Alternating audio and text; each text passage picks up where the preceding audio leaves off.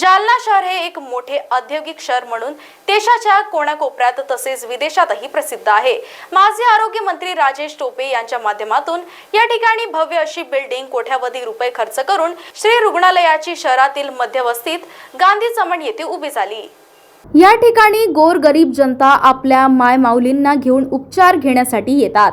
मात्र याच रुग्णालयात सध्या घाणीचे साम्राज्य पसरले आहेत आणि यामुळे रुग्णालयात आपले दुखणे दूर करण्यासाठी आलेल्या महिलांना पुन्हा एकदा आजाराला सामोरे जावे लागत आहे। या रुग्णालय परिसरामध्ये सर्वत्र घाण पसरले आहेत। तसेच या रुग्णालयात आपल्या नातेवाईकांना उपचारांसाठी घेऊन आलेल्या नागरिकांचे खिसे सुद्धा कापले जात आहे। यामध्ये रात्रीची एक घटना आहे की या रुग्णालयात आपल्या बहिणीला डिलिव्हरीसाठी आणले असता एका महिलाच्या पर्समधून एक अँड्रॉइड मोबाईलवर रोख 15,000 रुपये अज्ञात चोरट्याने लपास केली आहे। तसेच रुग्णालयात पाण्याची व्यवस्था नाही आहे। डॉक्टरही रुग्णांचा पाहिजे तसा उपचार करत नाही आहे व फक्त रुग्णांना छत्रपती संभाजीनगर येथे रेफर केली जात आहे।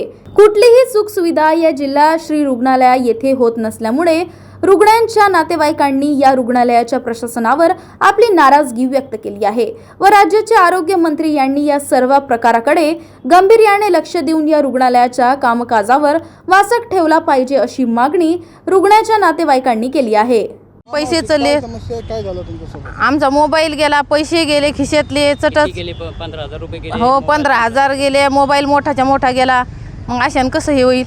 आणि आम्ही डिलिव्हरीसाठी आणलेली समस्या म्हणजे इथं पाण्याची एक अडचण आहे। इथं लघवीला संडासला पुरुषांना जाण्याची अडचण एक महत्त्वाची, म्हणजे जायला कुठे जागाच नाही, बाहेरच यावं लागतं। बाहेर जावं तर सर्व रोडवरच यावं लागतं, रोडवर कुठं जागा नाही आणि सर्व इथं म्हणजे खेड्याचे जास्त लोक राहतात आणि त्याचे पुन्हा साफसफाईची तेवढी हे नाही।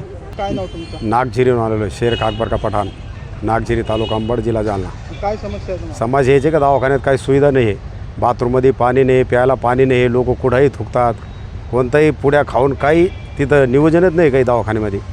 हा दवाखाना इतका चांगला झालेला आहे पण त्याची सुविधा नाही ना काहीच। त्याची तो आरोग्यमंत्र्यांनी असो का शासनाचे कोणीही कर्मचारी असो त्यांनी लक्ष द्यायला पाहिजे दवाखान्यामध्ये, तर सुविधा होईल तिथं। आज मोबाईल चोरे हो राहिले, डिलिव्हरी पेशंट आल्यावर परेशान होईल, डॉक्टर येत नाही लवकर, डॉक्टरने बी यायला पाहिजे ताबडतोब। गरीब लोक कशाला येऊ राहिले शासनाचं दवाखान्यात? आज शासन म्हणतो आम्ही हे फ्री केला ते फ्री केला, कशाच फ्री झालेलं इथं काही सुविधा नाही इथं। त्यांनी ते समस्यावर आरोग्यमंत्र्यांनी लक्ष द्यायला पाहिजे तिथं। हो हॉटेलमधून 15-20 रुपयेच बाटल आहे।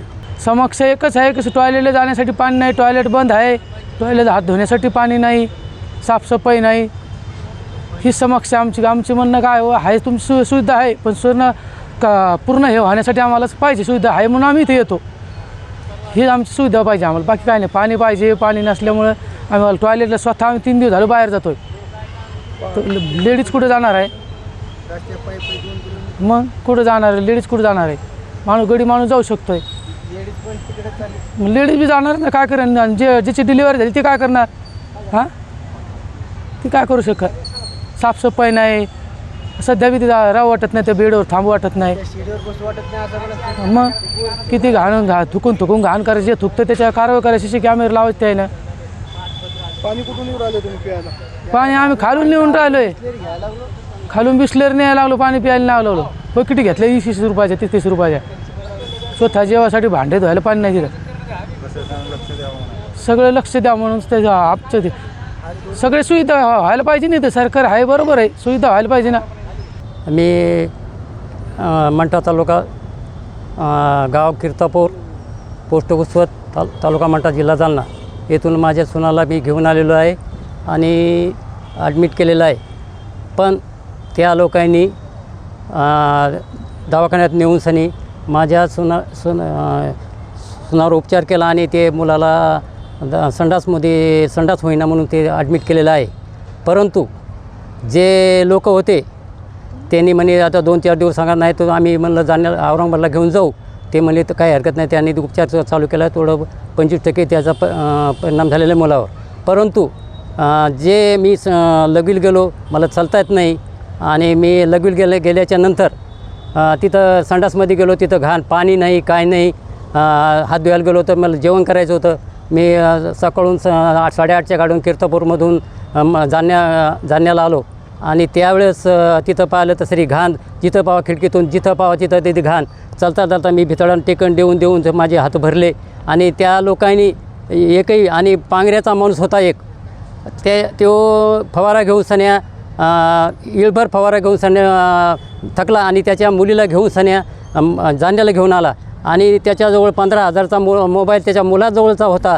त्यांनी ते स्वतः घेऊन सने तो स्वतः मुलाजवळचा मोबाईल आपण घेतला आणि आपल्याजवळचा मुलाला दिला. आणि ते मोबाईल घेऊन सने त्याच्याजवळचे 15,000 रुपये ह्या दवाखान्यातून काढून नेलेले आहेत इथं घेताना. आणि त्या गार्डनला विचारलं, आम्ही कोणाकोणाला लक्ष ठेवा म्हणे. हे शासनानं हे करायला पाहिजे. दोन पोलिसाच्या 8-8 घंटे ड्युट्या द्यायला पाहिजे. 24 तासाची ड्युटी देऊन सने त्याला हे शासनानं द्यायला पाहिजे. भाऊराव नामदेवराव फडके, राहणार किर्तापूर, तालुका मंठा, जालना जिल्हा.